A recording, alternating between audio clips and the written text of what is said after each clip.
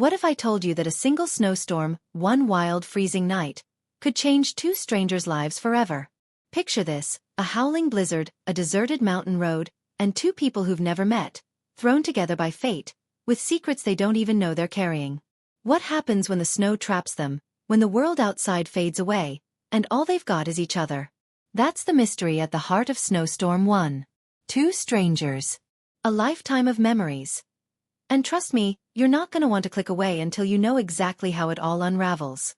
Stick with me, because by the end of this video, I'm going to answer the question burning in your mind right now. What really happened that night, and why does it feel like it's speaking directly to you? Let's get real for a second. You're here because you love a good story, right? The kind that makes you lean forward, forget the world, and feel like you're right there in the moment. I get it. I'm just like you. I'm obsessed with those stories that twist your emotions, make you laugh, maybe even tear up a little, and leave you thinking about them long after the screen goes dark. That's why I poured my heart into this video, because I know you're craving something different, something that hits you deep in your soul. You're not just watching this for fun, you're here to feel something, to connect, to unravel a puzzle that's going to keep you hooked. So let's make a deal. You give me a few minutes of your time, and I promise to take you on a ride you won't forget. I'm talking to you, the dreamer, the curious one, the person who's wondering if two strangers can really create a lifetime of memories in just one night. Spoiler alert. They can, and I'm gonna show you how. Keep watching, because I'm about to lay out the stakes, introduce you to the people at the center of this storm, and drop a hint about a secret so big it'll make your jaw drop. But don't skip ahead. You gotta stay with me to get the full picture. Now, let's set the scene. Imagine a winter night in the Colorado Rockies. The kind of cold that creeps into your bones and makes your breath catch. The wind's screaming, snow's piling up fast, and the world feels like it's holding its breath. That's where we meet Ellie, a 29-year-old photographer with a restless spirit and a camera full of dreams she's too scared to chase. She's driving through the mountains, running from something. Maybe a bad breakup, maybe a life that feels too small, but she's not the type to spill her heart to just anyone. Then there's Jack, a rugged 35-year-old mechanic with a crooked smile and a past he keeps locked up tight. He's on that same road, heading somewhere he doesn't want to talk about, with a duffel bag that's heavier than it looks. These two. They're not supposed to meet. They're not supposed to matter to each other. But when a freak snowstorm shuts down the highway and strands them in a tiny run-down diner with no way out, everything changes. The air's thick with tension, the stakes are higher than they realize, and something about this night feels different. Like the universe itself is pulling the strings. You're probably wondering, what's so special about this diner? What's in Jack's bag? And why does Ellie keep glancing at the door like she's expecting someone, or something, to walk through it? I'm not gonna tell you yet, but I will tell you this. The answers are coming, and they're bigger than you think. Stay with me, because you're about to feel like you're trapped in that diner with them, and trust me, you won't want to leave until you know the truth. Here's the thing about stories like this, they're not just about what happens. They're about why it matters. You've felt it, haven't you? That moment when life throws you a curveball, when you meet someone by chance, and suddenly everything feels like it's meant to be? That's what Snowstorm 1 is all about. Connection, fate, and the way a single moment can rewrite your whole story. Ellie and Jack aren't just characters.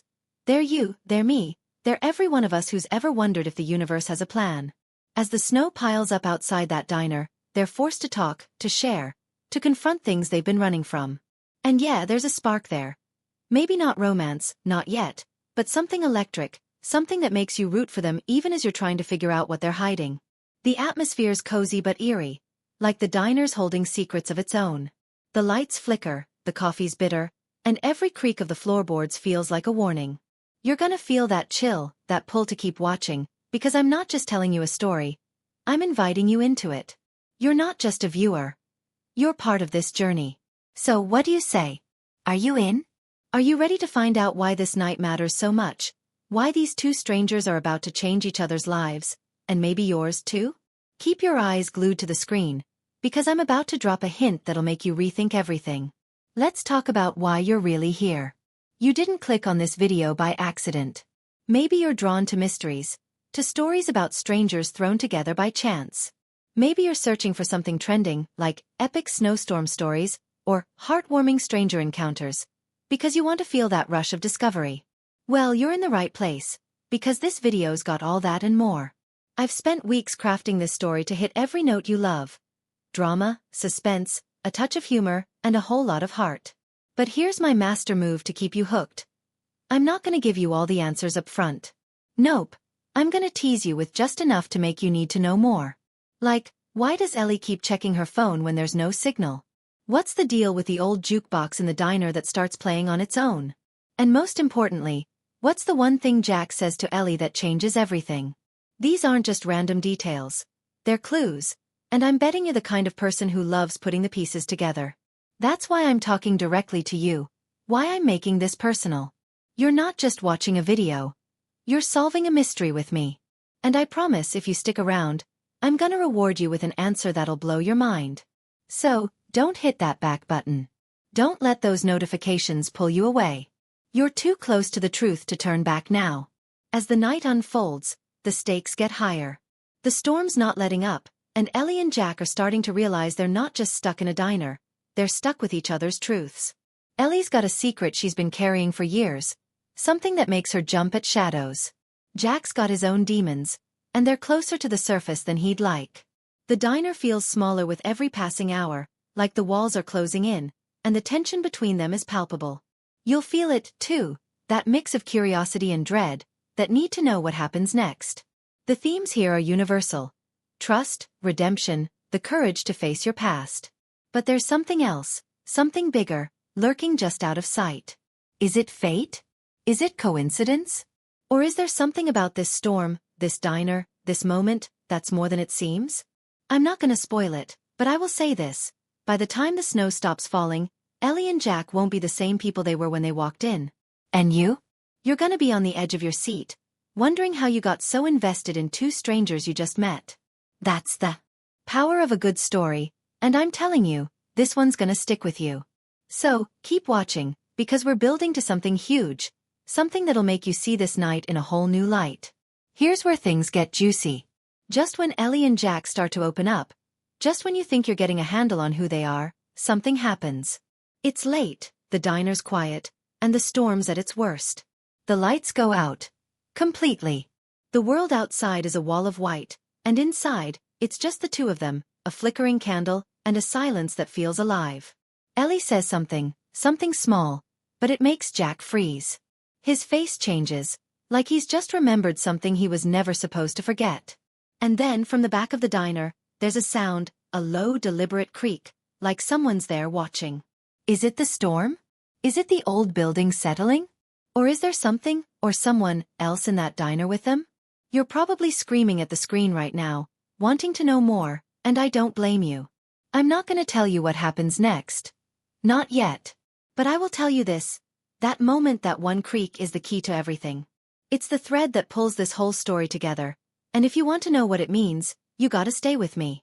The answers are coming, and they're gonna hit you like a freight train. So, what's it gonna be? Are you ready to dive deeper into Snowstorm 1? Are you ready to find out what's waiting in the dark? Keep watching, because the truth is closer than you think, and it's gonna change everything. That creak in the darkness lingers in the air, heavy and unsettling, like a question no one dares to ask.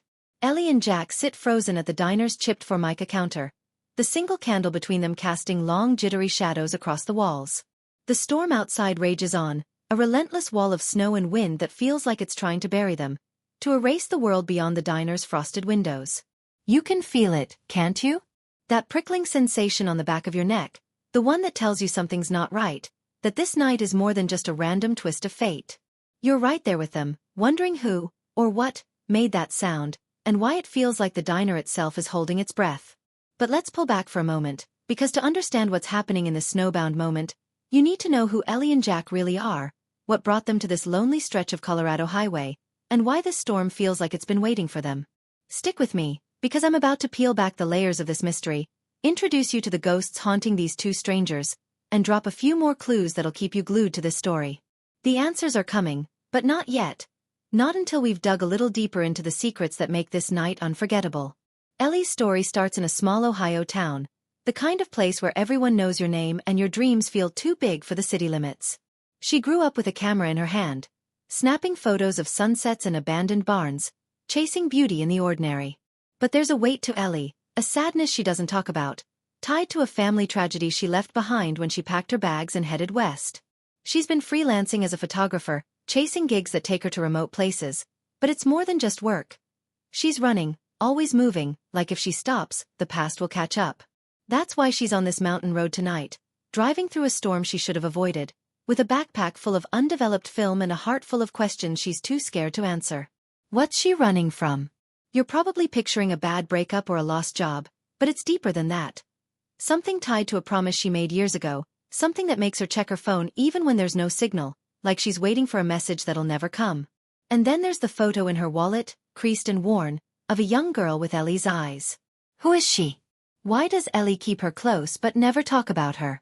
These are the threads of Ellie's mystery, and as you watch her fidget with her coffee mug in the diner, you can't help but wonder what she's not saying, and why it feels like the storm is forcing her to face it. Jack, on the other hand, is a different kind of puzzle. He's got that weathered look of someone who's lived hard, calloused hands, a jaw that's set like he's bracing for a fight, and eyes that don't linger on anything too long. He's a mechanic by trade, the kind of guy who can fix anything with an engine, but there's a restlessness to him, like he's always one step away from bolting. Jack's from Denver, or at least that's what he tells people, but there's a hint of somewhere else in his voice. Maybe a small town in Montana or Wyoming, somewhere he doesn't go back to. That duffel bag he's carrying? It's not just clothes. There's something heavy in there. Something he guards like it's his lifeline. You're probably thinking drugs or money, but Jack's not that kind of guy. Or is he? The way he scans the diner, the way he tenses when Ellie asks about his past, it's clear he's hiding something big. Maybe it's tied to the scars on his knuckles, or the way he mutters under his breath when he thinks no one's listening. And then there's the diner's jukebox, that old relic in the corner that flickered to life earlier, playing a song Jack recognized, a song that made his face go pale. What's his connection to it? Why does it feel like Jack's been here before, even though he swears he hasn't? As you watch him sip his coffee, avoiding Ellie's questions, you can't shake the feeling that Jack's secret is the key to this night, and that it's dangerous. Now let's talk about the diner itself, because it's more than just a backdrop. It's a character in this story, with its own secrets and shadows. The Snowdrift Diner sits off Highway 40, a forgotten speck on the map that's been serving truckers and drifters since the 1950s. Its neon sign is half broken, buzzing faintly against the storm, and the walls are lined with faded photos of people who passed through decades ago. There's a strangeness to the place, a feeling that time doesn't move right here, like the diner's stuck in a loop, waiting for something, or someone. The waitress, a woman named Clara with tired eyes and a smoker's rasp, seems to know more than she lets on. She's been watching Ellie and Jack, not just serving coffee but watching, like she's seen this story play out before. And then there's the back room, where that creak came from, a storage area that's locked tight, even though Clara claims it's just full of old boxes. You're probably wondering, what's in there? Is it connected to the storm, to Ellie and Jack, to the jukebox that won't stay quiet? I'm not going to tell you yet, but I will say this. The diner's got a history, and it's not all warm pies and friendly chats. There are stories whispered about this place, about people who stopped here and never left, about nights when the snow fell too thick and the truth came out. As you picture Ellie and Jack sitting there, trapped by the storm, you can't help but feel the diners watching them, waiting for the moment when everything unravels. Here's where the plot thickens, because this isn't just about two strangers in a diner, it's about the lives they've left behind and the paths that led them here. Let's introduce a subplot that's been simmering under the surface. Ellie's not alone on this road. Not entirely. Back in Denver, there's a private investigator named Sam, a grizzled guy in his 50s who's been tracking her for weeks. He's not in the diner, not yet, but his presence looms large, because he's looking for answers about that photo in Ellie's wallet, and he's getting close. Sam's got his own reasons for chasing this case, reasons tied to a promise he made to a client who's desperate for closure. What does he know about Ellie? Why is he so determined to find her? And how does his search connect to the storm that's trapped her in the diner? Meanwhile, Jack's got his own shadow following him, though it's less tangible, a memory he can't shake, a name he hasn't said out loud in years. It's tied to that song on the jukebox, to a night he thought he'd buried, and every time he looks at Ellie, it's like she's pulling that memory closer to the surface. These subplots aren't just side stories, they're the threads that weave this mystery together, making you wonder how deep this goes, how many lives are tangled in this one snowy night. You're probably itching to know more, to figure out how Sam fits in, what Jack's running from, and why the diner feels like it's alive. Keep watching, because I'm about to turn up the tension. As the night stretches on, the dynamic between Ellie and Jack shifts. They're not friends, not yet, but the storm's forcing them to talk, to share pieces of themselves they'd rather keep hidden. Ellie tells a story about a photo she took once, of a frozen lake at dawn, and how it felt like the world was holding its breath. Jack listens, quieter than usual, and then mutters something about a lake he used to fish at as a kid, a rare glimpse into his past that feels like a crack in his armor. But every step closer they get, every moment of connection, is undercut by suspicion. Ellie notices Jack's bag, the way he never lets it out of sight, and starts to wonder if he's dangerous.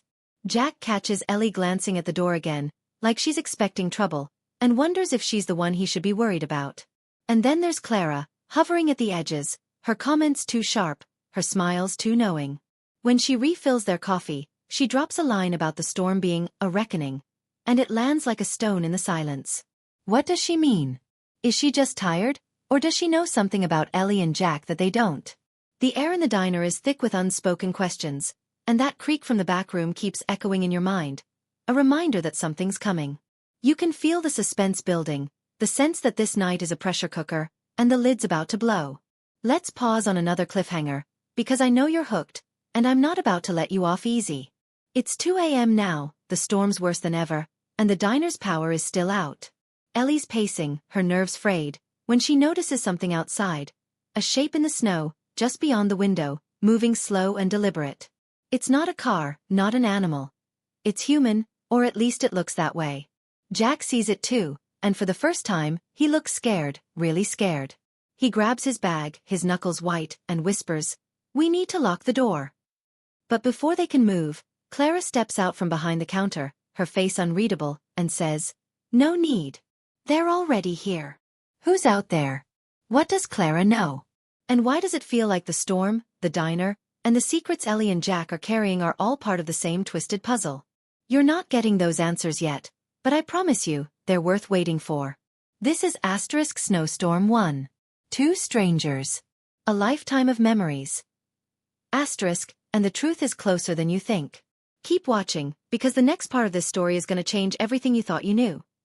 The air in the Snowdrift Diner feels like it's charged with electricity, every breath heavy with the weight of Clara's words. They're already here. Ellie's heart hammers in her chest as she stares out the frosted window, the shape in the snow now gone, swallowed by the blizzard's relentless churn. Jack's grip on his duffel bag tightens, his eyes darting between the door and Clara, who stands eerily calm behind the counter, her hands folded like she's waiting for something inevitable. You're right there with them, aren't you? Your pulse is racing, your mind spinning with questions about who, or what, is out there in the storm, and why Clara's acting like this is all part of some twisted script. The tension in this moment is suffocating, and just when you think you've got a handle on this mystery, I'm about to throw you a curveball that'll make you rethink everything. This is *Snowstorm 1. Two Strangers. A Lifetime of Memories. And the stakes are about to skyrocket with a twist that'll leave you gasping. Stay with me, because the deeper we go into this snowy night, the more you'll realize nothing is what it seems, and the truth is closer, and more dangerous, than anyone in this diner could have imagined.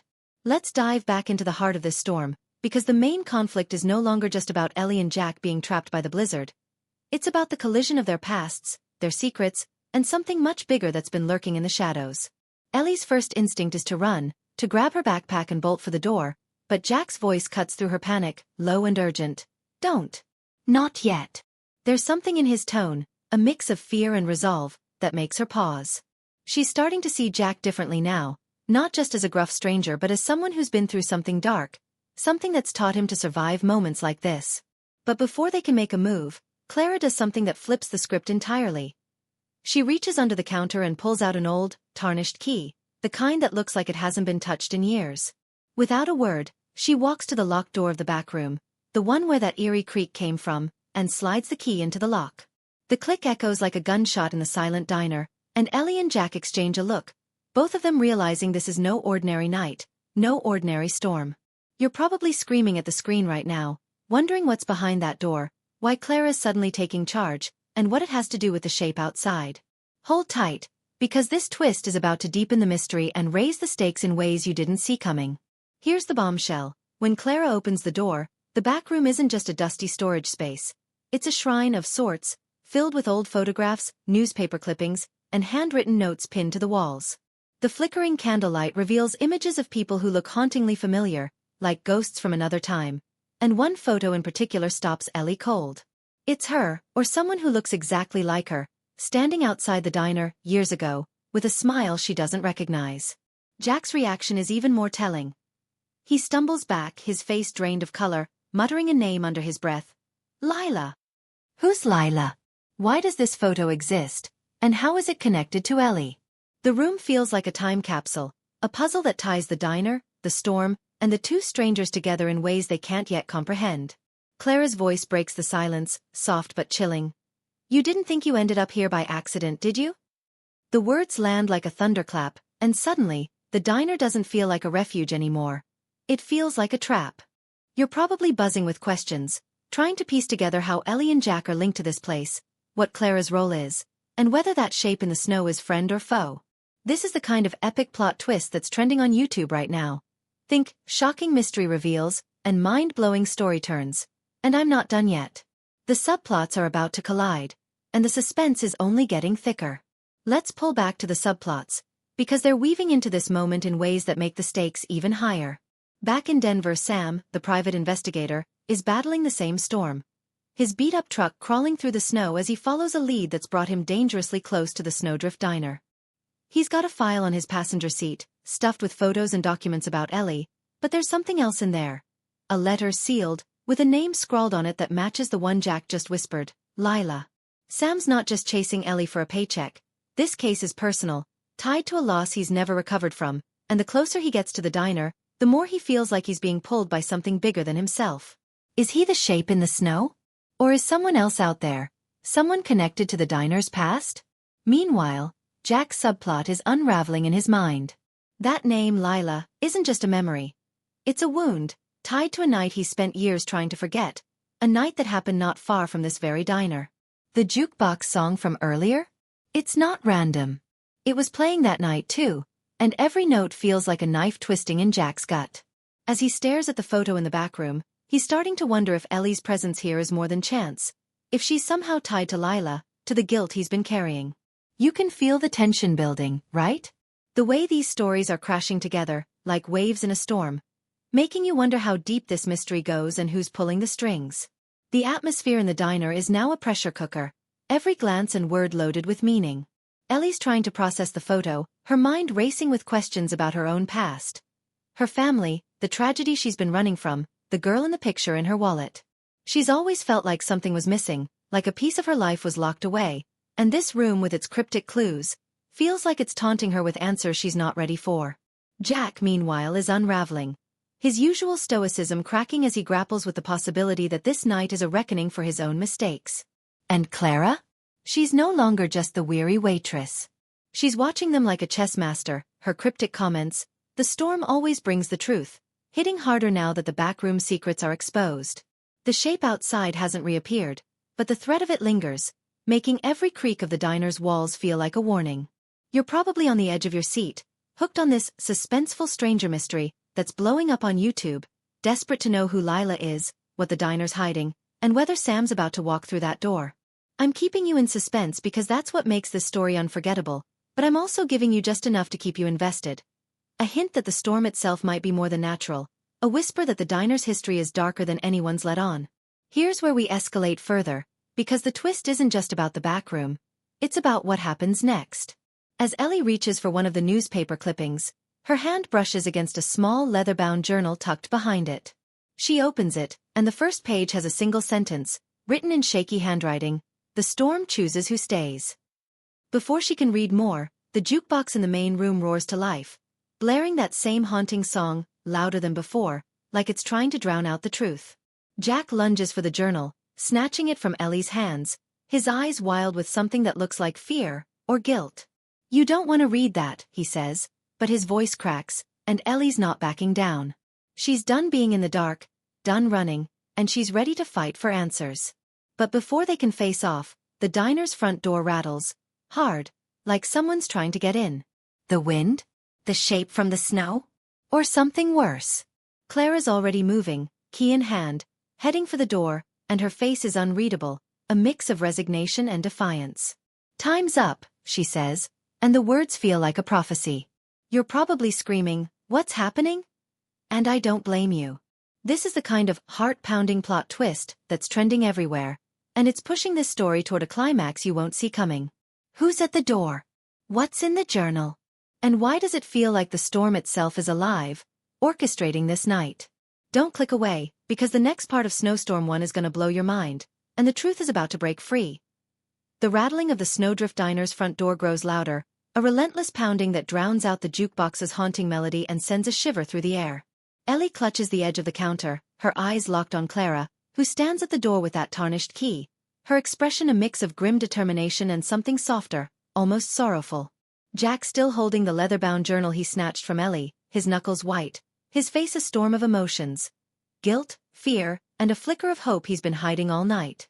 The storm outside howls like it's alive, the snow piling higher, sealing them in this moment where everything's about to break open. You're right there with them, your heart pounding, your mind racing with questions about who's at the door, what's in that journal, and how this night of secrets and strangers is going to end. This is Snowstorm 1. Two strangers. A lifetime of memories.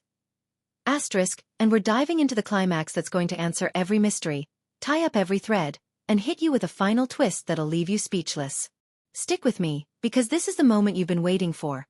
The truth is here, and it's going to change everything you thought you knew about Ellie, Jack, and the diner that brought them together.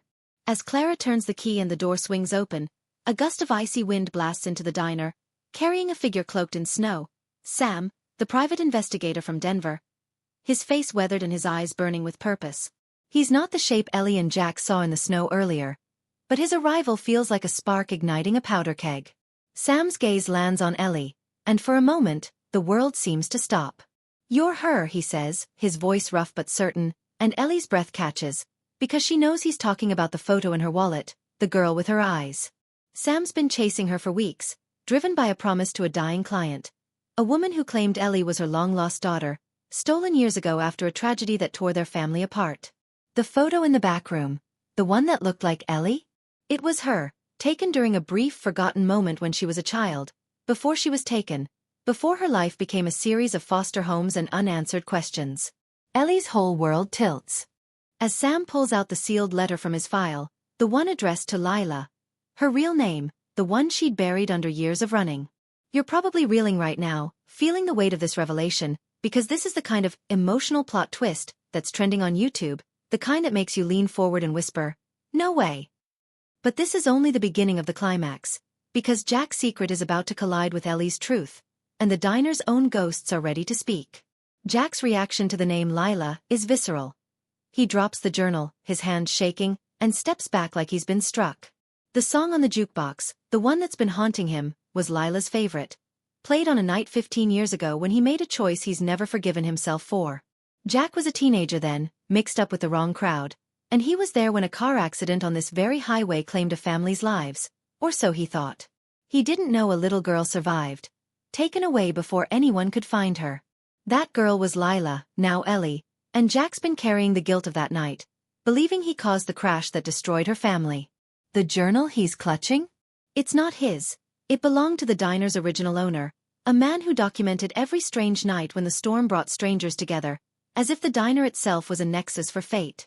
The sentence Ellie read, "The storm chooses who stays," wasn't a threat, it was a truth. The storm, the diner, the jukebox, they're all part of something bigger, a force that pulls people like Ellie and Jack together to face their pasts, to find redemption or reckoning. As Jack confesses, his voice breaking, Ellie realizes he's not her enemy. He's part of her story, a piece of the puzzle she's been missing. You can feel the catharsis, can't you? The way this heart-wrenching mystery is unraveling, tying Ellie's lost identity to Jack's buried guilt, all under the diner's watchful gaze. The resolution comes fast now, as the pieces fall into place. Clara, who's been the diner's keeper for decades, finally speaks, her voice soft but steady. She's seen this happen before. Strangers brought by the storm, forced to confront their truths. The backroom shrine isn't just a collection of memories. It's a record of lives changed by this place, of people like Ellie and Jack who found answers they didn't know they needed. The shape in the snow? It was never a person. It was the storm itself, a manifestation of the diner's strange power, guiding Sam to the door, ensuring the truth came to light. Sam hands Ellie the letter, and as she reads it, tears streaming down her face, she learns her mother never stopped looking for her, never stopped loving her. The letter is a farewell, a plea for Lila to live fully, to stop running. Ellie, Lila, feels the weight of her past lift, replaced by a fragile hope. Jack, too, finds a kind of peace, knowing he didn't destroy Lila's life, that he's been given a chance to make amends. They're not strangers anymore, they're bound by this night, by the storm that chose them. The subplots tie up neatly. Sam's quest is over, his promise kept, and he leaves the diner with a quiet nod, ready to face his own ghosts. Clara locks the back room, her role as the storm's witness complete, and the jukebox falls silent, its work done. You're probably feeling that mix of awe and satisfaction, the kind that comes from a mind-blowing story resolution that delivers on every promise. But I promised you a final twist, and here it is. As the storm begins to ease, the first light of dawn breaking through the snow, Ellie and Jack step outside, ready to leave the diner behind. Ellie's holding the journal, a gift from Clara, and she flips to the last page, expecting it to be blank. Instead, there's a new entry, written in fresh ink, in handwriting that matches her own. The storm will call again. She freezes, her breath catching, because she didn't write it. Jack sees it too, and their eyes meet, a shared realization that this night wasn't the end, it was a beginning. The diner, the storm, the force that brought them together. It's not done with them. Somewhere, someone else is driving through a blizzard, heading for the Snowdrift Diner, and the cycle will continue. You're probably gasping right now, hit with that shocking final twist that's blowing up on YouTube, because it's not just a resolution. It's a promise of more mysteries, more memories, more lives changed by a single night. The takeaway hits hard. Sometimes the moments that feel like chance are the ones that define us, that pull us toward the people and truths we need most. Ellie and Jack drive away, not together but connected, carrying a lifetime of memories from one snowy night. And you? You're left with a story that sticks, a reminder to embrace the unexpected, to listen when the storm calls. This is the end of Snowstorm 1, but it's also an invitation to reflect on your own chance encounters, to wonder about the places and people that shape your story. The Snowdrift Diner is out there, waiting, and maybe one day, you'll find yourself in a storm, face to face with a stranger who changes everything. Keep watching, keep dreaming, because stories like this are what make YouTube magical. Share this video, hit that like button, and let me know in the comments. What's your unforgettable moment? Let's keep the conversation going, because the storm's always calling someone new.